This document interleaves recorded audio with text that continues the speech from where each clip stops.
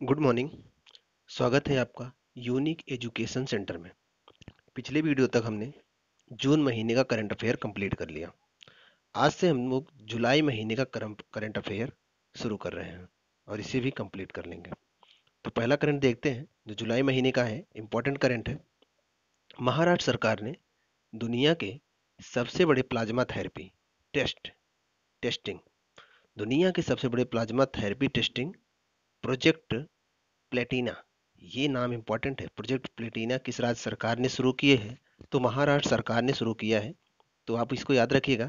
महाराष्ट्र सरकार ने plasma therapy test के लिए प्रोजेक्ट प्लेटिना शुरू किया है। अब प्रोजेक्ट प्लेटिना के तहत प्लाज्मा थेरेपी की जाएगी और कोविड 19 के मरीजों का इलाज किया जाएगा। और इसके लिए महाराष्ट्र सरकार ने, जो उद्धव ठाकरे हैं महाराष्ट्र के सीएम मुख्यमंत्री, उन्होंने 16.65 करोड़ रुपए, ऐसे समझिए 16.65 करोड़ रुपए दिया है। अब इसको समझते हैं कि ये जो प्लाज्मा थेरेपी ये है क्या। थोड़ा सा इसको समझते हैं, बड़ा इंपॉर्टेंट फैक्ट है।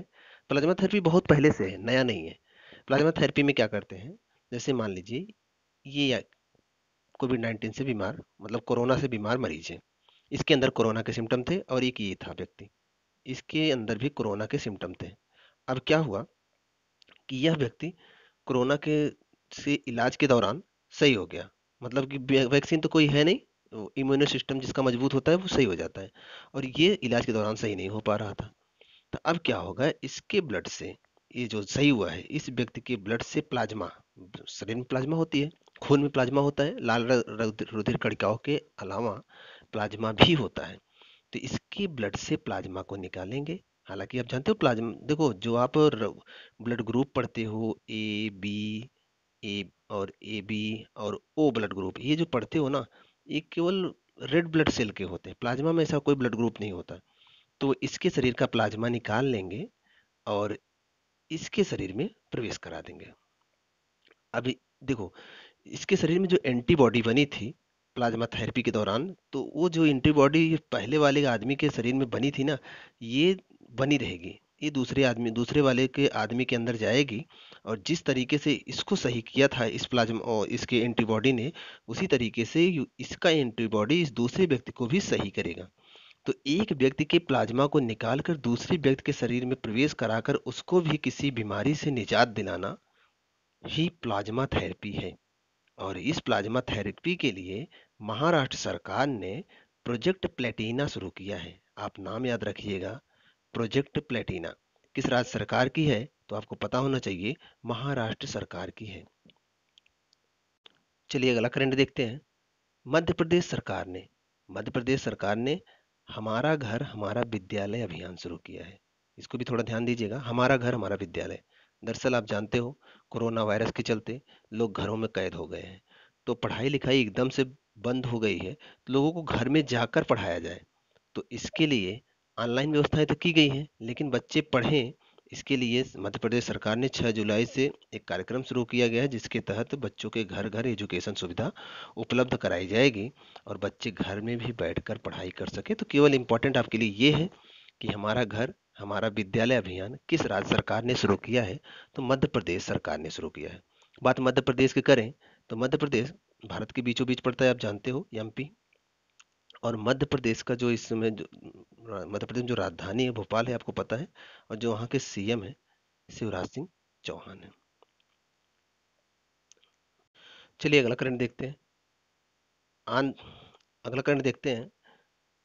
आईआईटी मद्रास, मद्रास तमिलनाडु ने विश्व की पहली ऑनलाइन बीएससी डिग्री देने वाला संस्थान बन गया। ऑनलाइन बीएससी डिग्री, आप जानते हो कि जो लोग बीए बीएससी करते हैं वो ऑफलाइन इस कॉलेजों में जाकर वहां पर पढ़ाई करते हैं, पेपर देकर वहां से डिग्री हासिल कर लेते हैं। पहली बार किसी संस्थान ने ऑनलाइन डिग्री देने का प्रावधान शुरू किया है और विश्व में पहली बार है इसका। ये जो शुरू किया है, ये आईआईटी मद्रास ने शुरू किया है।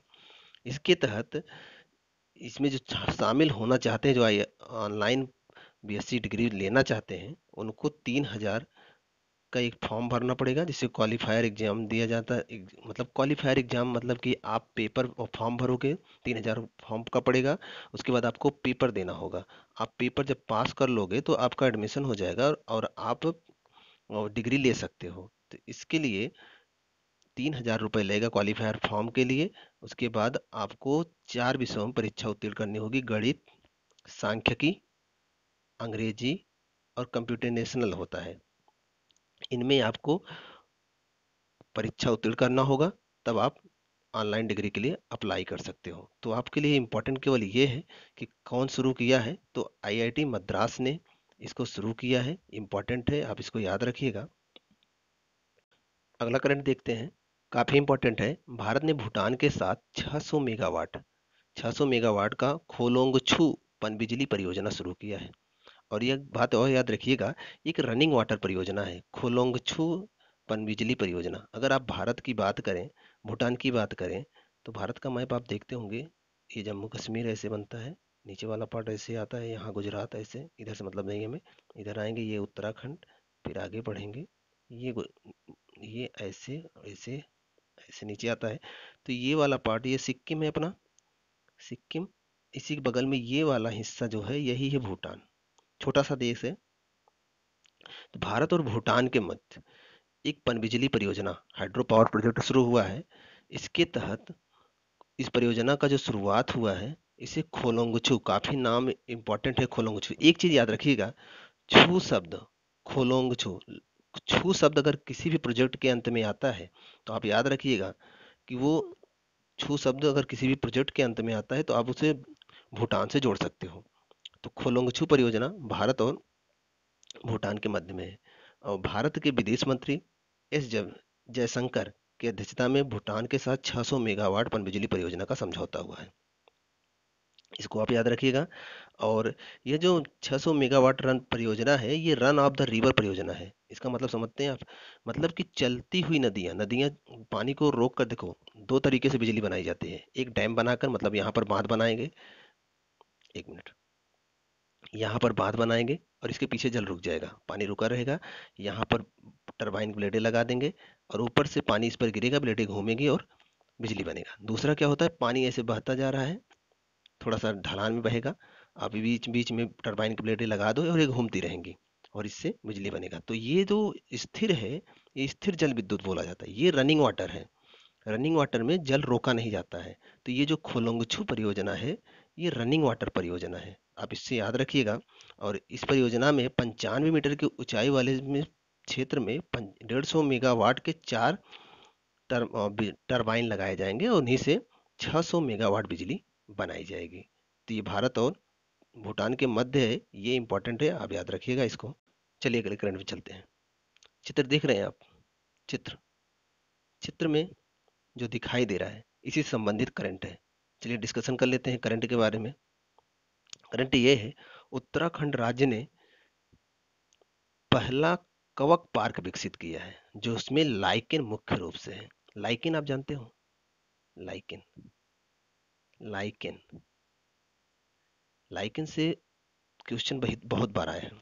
लाइकेन जो है वो शैवाल और कवक के बीच में सहजीवन व्यतीत करता है। सहजीवन क्या होता है, जैसे ये लाइकेन का पौधा, एक मिनट रुकिए, जैसे ये लाइकेन है, तो यहाँ पर शैवाल होंगे इसमें और यहाँ पर कवक होगा। तो आप जानते हो कि शैवाल सूर्य के प्रकाश से भोजन बना सकते हैं, लेकिन शैवालों को भोजन बनाने के लिए मिनरल्स चाहिए, जल चाहिए, प्रोटीन चाहिए। तो ये कवक जो होते हैं ये जमीन से ये सब चीजें उपलब्ध कराते हैं, लाइकेन के माध्यम से ये शैवालों तक जाता है। शैवाल सूर्य के प्रकाश में भोजन बनाते हैं। देखो, कवक ने मिनरल्स दिया और शैवाल ने मिनरल्स लिया और सूर्य के प्रकाश में प्रकाश संश्लेषण के दौरान भोजन बनाया। अब भोजन बना तो खुद लिया, उसके बाद लाइकेन को भी दिया, लाइकेन ने इसको दिया, कवक को। तो कवक और शैवाल, कवक और शैवाल के बीच में ये जो सहजीवन जीता है, यही है लाइकेन। लाइकेन सहजीवन जीता है, आपके लिए ये इंपॉर्टेंट है। दूसरा जो इंपॉर्टेंट है वो ये है कि लाइकेन ऐसी जगहों पर नहीं उगते जहां पर प्रदूषण ज्यादा हो, ध्यान रखिएगा। तो पर्यावरण प्रदूषण का संकेतक माना जाता है लाइकेन। तो लाइकेन अगर कहीं पर प्रदूषण ज्यादा है, आप लाइकेन उगाओगे तो नहीं उगते हैं, तो पर्यावरण प्रदूषण के संकेतक माने जाते हैं लाइकेन। तो अभी इम्पोर्टेंट यहाँ ये है कि उत्तराखंड राज्य सरकार ने पहला कवक पार्क विकसित किया है, लाइकेन पार्क विकसित किया है, ये इम्पोर्टेंट है। और यहाँ पर लाइकेन के, उत्तराखंड में लाइकेन की लगभग 600 से अधिक प्रजातियां पाई जाती हैं। आप याद रखिएगा। और लाइकेन हिमालय में 5,000 मीटर ऊंचाई तक, लगभग 5 किलोमीटर की ऊंचाई तक पाए जाते हैं। यहाँ पर देखिए, ये देखिए लिखा है प्रदूषण के स्तर में सबसे अच्छे इंडिकेटर माने जाते हैं। एक मिनट, ये देखिए प्रदूषण के स्तर पर सबसे अच्छे इंडिकेटर माने जाते हैं। लाइकेन प्रदूषण के सबसे अच्छे इंडिकेटर माने जाते हैं। और ये सहजीवन जीते हैं, सहजीवन याद रखिएगा। किनके बीच में? सवल और सॉरी शैवाल और कवक के बीच में सहजीवन जीते हैं। तो यहाँ पर केवल यही इंपॉर्टेंट है कि पहला भारत का पहला कवक पार्क कहाँ विकसित किया गया है। तो आप याद रखिएगा, भारत का पहला कवक पार्क उत्तराखंड में विकसित किया गया। चलिए अगला करंट देखते हैं। काफी इंपॉर्टेंट करंट है। राष्ट्रीय चिकित्सक दिवस, राष्ट्रीय, भारत के स्तर की बात हो रही है, अंतरराष्ट्रीय नहीं, राष्ट्रीय चिकित्सक दिवस। आपके किताब में जो दिवस देते हैं दो प्रकार के देता है, एक नेशनल और इंटरनेशनल। तो जो नेशनल होता है वो केवल भारत के लिए बात करता है, जो इंटरनेशनल होता है वो विश्व की बात करता है। तो ये राष्ट्रीय चिकित्सक दिवस 1 जुलाई को मनाया जाता है। इसका मतलब क्या है कि भारत के अंदर की बात हुई है। तो राष्ट्रीय चिकित्सक दिवस इस बार 1 जुलाई को मनाया गया है। और इस बार जो थीम थी, listen the mortality of Covid 19, यह इस बार की थीम थी। थीम याद रखिएगा, छोटी ही है। आपको बताए हैं कि थीम तब इम्पोर्टेंट होती है जब छोटी होती है और दिवस इम्पोर्टेंट होता है। तो हालांकि बहुत बड़ी थीम नहीं है, तो थीम भी इम्पोर्टेंट है, याद रखिएगा। Lesser lessen the mortality of the COVID 19। चिकित्सक दिवस ये मनाई जाती है डॉक्टर विधान चंद्र राय की पुण्यतिथि पर। ये एक डॉक्टर थे। इन्होंने डॉक्टरी के क्षेत्र में बहुत महत्वपूर्ण काम किए, बहुत ज़्यादा ही लोगों से इनका लगाव था। तो इन्हीं के याद में पहली बार ये मनाया गया था 1991 में, और इन्हीं की याद में ये मनाया जाता है। डॉक्टर विधान चंद्र राय, नाम याद रखिएगा, डॉक्टर विधान चंद्र राय की याद में मनाया जाता है। और हर साल 1 जुलाई को मनाया जाता है। इस बार की जो थीम थी, listen the mortality of Covid 19। यह दिवस डॉक्टरों और चिकित्सकों की मानवता की उनकी जो सेवा है उसको धन्यवाद देने के लिए मनाई जाती है। तो आपके लिए जो इम्पोर्टेंट है वो ये इम्पोर्टेंट है कि इसकी थीम क्या है और यह मनाया किस तारीख को जाता है, ये इम्पोर्टेंट है। चलिए अगला करंट देखते हैं। गुडनी जोहानसन आइसलैंड के दोबारा राष्ट्रपति चुने गए हैं। लगभग 92% वोटों से ये जीते हैं। पहली बात। दूसरी बात, आइसलैंड, आइसलैंड आप जानते हो?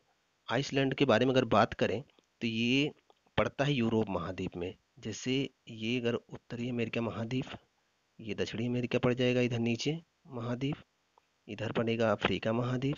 तो इसके ऊपर ये यूरोप में, यहाँ पर ब्रिटेन पड़ता है। ब्रिटेन के ऊपर यहाँ पर ग्रीनलैंड है। ग्रीनलैंड के बगल में है यहाँ पर आइसलैंड। तो आइसलैंड, आइसलैंड की अब रैंकिंग, पिछली रैंकिंग देखे होंगे तो विश्व का सबसे शांत देश होता है, उसकी रैंकिंग में पहले स्थान पर है। विश्व के सबसे खुशहाल देशों की रैंकिंग में भी आइसलैंड पहले स्थान पर है। तो गुडनी जोहानसन जो है आइसलैंड के दोबारा राष्ट्रपति चुने गए हैं। और एक बात और, दूसरी बात ये भी जान लीजिए कि अमेरिका की तरह आइसलैंड में भी राष्ट्रपति का जो कार्यकाल होता है वो 4 सालों का होता है। अमेरिका में भी राष्ट्रपति का कार्यकाल 4 साल का होता है, और यहाँ पर आइसलैंड में भी 4 साल का होता है, जबकि भारत में राष्ट्रपति का कार्यकाल 5 साल का होता है। और ये 92% वोटों के साथ दोबारा राष्ट्रपति चुने गए हैं। 2016 में पिछली बार थे, तो 2016-2020 में इनका समय पूरा हुआ, तो फिर से राष्ट्रपति चुन लिए गए हैं। ये इंपॉर्टेंट है, याद रखिएगा। चलिए अगला करंट देखते हैं। आरबीआई के गवर्नर चक्रवर्ती रंगराजन, आरबीआई के गवर्नर चक्रवर्ती रंगराजन को पीसी महालनोबिस पुरस्कार से सम्मानित किया गया। पीसी महालनोबिस को आप जानते होंगे। पीसी महालनोबिस भारत की जो द्वितीय पंचवर्षीय योजना थी, कब से कब तक थी? 1956 से 61 तक थी। आप जानते हो भारत की पहली पंचवर्षीय योजना 1951 से 56 तक थी, दूसरी 56 से 61 तक थी। तो पंचवर्षीय, जो पहली पंचवर्षीय योजना थी वो किस योजना पर थी, किस मॉडल पर आधारित थी? Domar model, Herald Domar model पर थी। और जो भारत की दूसरी पंचवर्षीय योजना थी वो पीसी महालनोबिस के मॉडल पर आधारित थी। तो उन्हीं के नाम पर महालनोबिस पुरस्कार शुरू किया गया है। वो एक सांख्यिकी के जानकार थे, मतलब अर्थशास्त्र के अच्छे खासे जानकार थे। उन्हीं की याद में भारत में सांख्यिकी दिवस मनाया जाता है। तो भारत के रिजर्व बैंक के पूर्व गवर्नर, ये पूर्व गवर्नर है, जो अभी वर्तमान में नहीं है, पूर्व गवर्नर है, चक्रवर्ती रंगराजन को प्रोफेसर पीसी महालनोबिस पुरस्कार से सम्मानित किया गया है। ये थोड़ा सा इंपॉर्टेंट है, याद रखिएगा। चलिए अगला करंट देखते हैं। अगला करंट देखते हैं। उत्तर प्रदेश सरकार ने हर घर पाइपलाइन योजना शुरू की है। उत्तर प्रदेश सरकार ने हर घर पाइपलाइन योजना योजना शुरू की है। और इस योजना के तहत इस जो पहली शुरुआत हुई है, इसकी शुरुआत बुंदेलखंड से की गई है। याद रखिएगा, बुंदेलखंड से हर घर पाइपलाइन योजना शुरू की गई है। इसका उद्देश्य क्या है कि हर घर में शुद्ध जल की आपूर्ति की जाए। तो इसके तहत हर घर में ये हर घर पाइपलाइन योजना जो शुरू की गई है, ये उत्तर प्रदेश के बुंदेलखंड से शुरू किया गया है। और पहले चरण में बुंदेलखंड के 3 जिलों में इसको शुरू किया गया है। और लगभग पहले चरण को 2 वर्षों में कंप्लीट कर लिया जाएगा। तो कई चरणों में चलाया जाएगा और कई राज्यों को, कई जिलों को कंप्लीट किया जाएगा। तो इस बुंदेलखंड से शुरू किया गया, ये इंपॉर्टेंट है। और हर घर पाइपलाइन योजना शुरू किया गया है। चलिए अगला करंट देखते हैं। शशांक मनोहर ने आईसीसी शशांक मनोहर ने आईसीसी के अध्यक्ष पद से इस्तीफा दे दिया। दरअसल इनकी नियुक्ति जो हुई थी वो 3 सालों के लिए हुई थी। इन्होंने पहले ही साल में अपने पद से इस्तीफा दे दिए। अंतरराष्ट्रीय क्रिकेट बोर्ड परिषद बोर्ड के ये अध्यक्ष थे। और इनके जो नियुक्ति हुई थी वो 3 सालों के लिए हुई थी। लेकिन एक इन्हीं कारणों से पहले ही वर्ष में अपने पद से इस्तीफा दे दिया। तो थोड़ा चर्चा में है। आईसीसी के अध्यक्ष थे और इन्होंने अपने पद से इस्तीफा दे दिया है। चलिए अगला करंट देखते हैं। रविंद्र जडेजा के बारे में है। विजडन ने, एक संस्था है, विजडन ने रविंद्र जडेजा को भारत का सबसे मोस्ट वैल्यूएबल प्लेयर चुना है। रविंद्र जडेजा को याद रखिएगा। और भारतीय ऑलराउंडर हैं ये। और विजडन रैंकिंग के द्वारा 21वीं सदी का सबसे मोस्ट वैल्यूएबल प्लेयर इनको चुना गया है।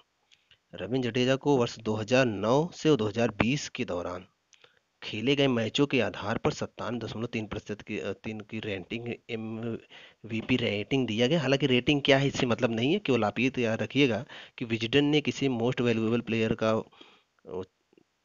चुना है, किसी को चुना है तो रविंद्र जडेजा को चुना है। थोड़ा सा रविंद्र जडेजा कैरियर देखें तो उन्होंने 2020 तक कुल 49 टेस्ट मैच खेले हैं, 165 वनडे मैच खेले हैं और 49 T20 मैच खेले हैं। चलिए अगला करंट देखते हैं। चित्र आप देख रहे होंगे, पहचानते कौन है? ये हैं सरोज खान। सरोज खान, आप, इनका निधन हो गया हाल ही में। कोरियोग्राफर हैं ये, आप जानते होंगे कोरियोग्राफर क्या काम करते हैं। जो फिल्मों में या फिर वैसे जो गाने रिकॉर्ड किए जाते हैं तो उनके डांस स्टेप, किसको किधर से कौन सा स्टेप करना है और कैमरा कहाँ होना चाहिए ताकि स्टेप अच्छा दिखे, इन सब का काम इन सबको अच्छे से व्यवस्थित करने का काम ही कोरियोग्राफर का होता है। तो सरोज खान भारत की एक कोरियोग्राफर हैं। इनका हाल ही में निधन हो गया है तो चर्चा में है। थोड़ा सा देखते हैं इनके बारे में। दिग्गज बॉलीवुड कोरियोग्राफर सरोज खान का निधन हो गया। सरोज खान ने गीता मेरा नाम से पहली बार स्वतंत्र रूप से कोरियोग्राफिंग शुरू की थी। गीता मेरा नाम। उन्होंने मिस्टर इंडिया, आप देखे होंगे, हवा हवाई, वो जो गाना था, नागिन फिल्मों जैसे लोकप्रियता हासिल, मतलब उनमें इन्होंने कोरियोग्राफी की थी। उनके गाने बहुत हिट हुए थे, खास करके उनके डांस डांस के नाम से ही कोरियोग्राफर जाना जाता है। क्योंकि गाना हिट होता है तो गाने वाला, मतलब गायक हिट होता है उसके साथ। लेकिन अगर डांस हिट होता है तो उसके पीछे कोरियोग्राफर का हाथ होता है। तो ये जो मिस्टर इंडिया के जो गाने थे उसमें जो कोरियोग्राफिंग हुई थी, तो इन्होंने, सरोज खान ने ही किया था। तो काफी चर्चा में, मतलब काफी हिट हुए थे वो गाने। तो वो सरोज खान के द्वारा कोरियोग्राफ हुए थे। अब देखा जाए तो 2019 में इनकी आखिरी फिल्म थी जिसमें उन्होंने कोरियोग्राफी की थी। एक मूवी आई थी 2019 में, कलंक। वरुण धवन, आलिया भट्ट और सोनाक्षी सिन्हा आदि लोग थे। तो मूवी में इन्होंने जो उसमें गाने थे, उसमें जो डांस स्टेप थे, उसकी कोरियोग्राफी सरोज खान ने ही की थी। चलिए अगला करंट देखते हैं। इमरान ख्वाजा बने। इमरान ख्वाजा अंतर्राष्ट्रीय क्रिकेट काउंसिल, आईसीसी के अध्यक्ष बने। अभी थोड़ी देर पहले हमने पढ़ा था शशांक मनोहर ने अपने पद से इस्तीफा दे दिया। उनका कार्यकाल 3 वर्ष का था, उन्होंने पहले ही वर्ष में इस्तीफा दे दिया। अभी जस्ट थोड़ी देर हम लोगों ने ये डिस्कशन किया था। अब इमरान ख्वाजा को अंतर्राष्ट्रीय क्रिकेट काउंसिल का अध्यक्ष बना दिया गया है। दरअसल शशांक मनोहर ने अंतर्राष्ट्रीय क्रिकेट परिषद से 3 साल के कार्यकाल से पहले ही त्यागपत्र दे दिया। तो उनकी जगह पर इमरान ख्वाजा को अंतर्राष्ट्रीय क्रिकेट काउंसिल आईसीसी का अध्यक्ष बना दिया गया है। अगर बात आईसीसी की करें तो आईसीसी का मुख्यालय दुबई में है, याद रखिएगा, कई बार पूछा भी गया है। और इसकी स्थापना 1909 में हुई थी। दोनों चीज इंपॉर्टेंट है, एक बार सन भी पूछा गया है और एक मुख्यालय भी। तो ये याद रखिएगा, शशांक मनोहर ने इस्तीफा दिया था, उनकी जगह पर इमरान ख्वाजा को आईसीसी का वर्तमान में अध्यक्ष बनाया गया है। तो ये चीज़ इंपॉर्टेंट है। आगे चलते हैं, थोड़ा सा इंपॉर्टेंट है, देख लेते हैं। इंदौर मध्य प्रदेश में है।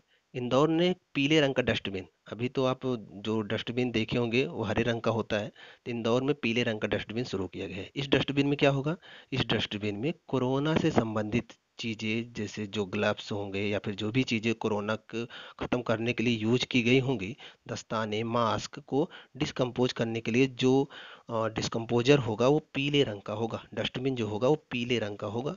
तो आप याद रखिए, पूछ भी सकता है कि कोरोना से संबंधित जो डिकम्पोजर बनाया गया था उसका रंग क्या है, तो रंग पीले रंग का है, ये इंपॉर्टेंट है। अगला करंट देखते हैं और चलते हैं वायरसों के गढ़ में, चीन। चीन में अभी कुछ समय पहले G4 नामक वायरस पाया गया है। अब G4 नामक वायरस सुअरों से निकल कर सामने आया। इसके पहले आप जानते हो कोरोना वायरस को लेकर चर्चा चल रही है कि कोरोना वायरस चीन से निकला। उसके बाद एक वायरस और आया था जो चूहों से फैल रहा था, हंता वायरस, कुछ दिन पहले ये भी चर्चा में था। तो अभी जो चर्चा में है वो है G4 वायरस। दरअसल बात ये है कि एक आप सुने होंगे H1N1, H1N1, ये स्वाइन फ्लू का है। स्वाइन फ्लू, देखो वायरस दो होते हैं, एक होता है डीएनए वायरस और एक होता है आरएनए वायरस, आरएनए वायरस। तो जो ये वायरस होते हैं, आरएनए वायरस तो खास करके बहुत तेजी से फैलते हैं। तो ये जो H1N1 है, ये स्वाइन फ्लू का वायरस है और इसी का ही एक रूप है फ्लू। फ्लू मीन्स होता है ऐसी बीमारी जो सांस के माध्यम से फैलती हो। जो फ्लू, अगर किसी भी बीमारी के लास्ट में फ्लू लगा हो तो समझ लेना कि वो सांस संक्रमण फैलाएगी सांस के माध्यम से। जैसे आपको सर्दी जुकाम होता है तो भी एक प्रकार का फ्लू है। तो ये G4 जो वायरस है ये सुअरों से फैल रहा है और ये किसका रूप है, H1N1 का, स्वाइन फ्लू का ही एक रूप है।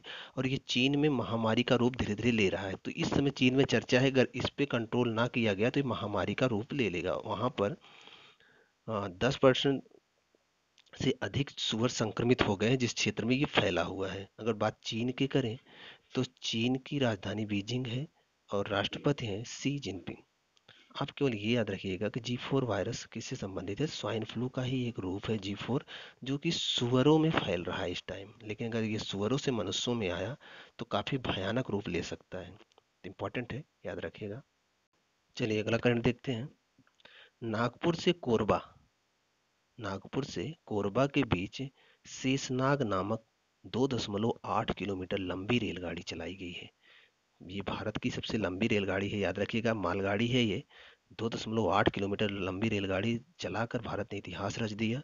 और इस शेषनाग रेल ने अब तक की सबसे लंबी रेलगाड़ी सुपर एनोकोंडा, याद रखिएगा, याद रखिए, इसके पहले क्या थी, सुपर एनोकोंडा को मतलब पीछे छोड़कर ये शेषनाग ने अपना स्थान हासिल किया है। इसमें यह इसकी लंबाई कितनी है, 2.8 किलोमीटर है, किलोमीटर।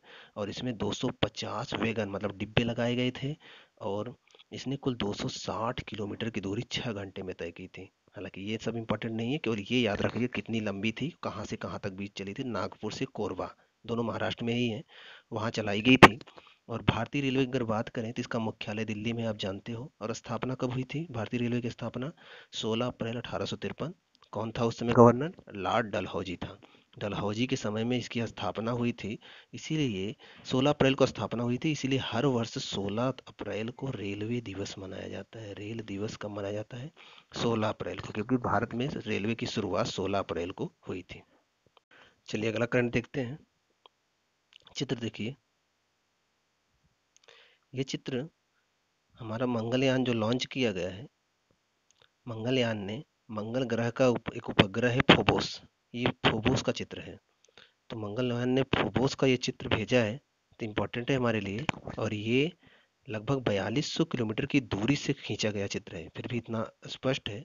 तो आप याद रखिएगा कि मंगलयान ने चित्र भेजा है फोबोस का। फोबोस और डिमोस मंगलयान के दो उपग्रह हैं। जैसे पृथ्वी का उपग्रह चंद्रमा होता है, वैसे पृथ्वी का एक उपग्रह चंद्रमा है, वैसे ही मंगल के दो उपग्रह हैं, फोबोस और डीमोस। ये दोनों मंगल का चक्कर लगाते हैं, जैसे पृथ्वी का उपग्रह चंद्रमा पृथ्वी का चक्कर लगाता है।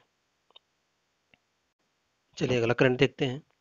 ओडिशा सरकार का बलराम योजना, बलराम योजना में क्या है, थोड़ा इसको देखते हैं।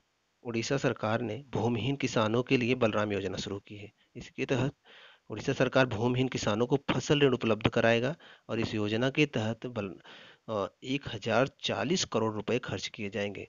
और वो किसान कहीं भी खेतों में, किसी के भी खेतों में इस योजना के तहत पैसे लगाकर खेती कर सकते हैं। तो ये इंपॉर्टेंट है, केवल आप इतना याद रखिएगा, किसानों के लिए है। और योजना का नाम है बलराम योजना, जो किसानों के लिए है और किस राज्य सरकार के है, उड़ीसा सरकार की है। फिलहाल इस वीडियो में इतना ही है। अगले वीडियो में जुलाई महीने का और करंट हम कंप्लीट करेंगे। इस वीडियो को यहीं पर रोकते हैं। अगर आपको पसंद आए तो प्लीज़ इसको सब्सक्राइब जरूर करिएगा। अगली वीडियो में हम फिर मिलते हैं।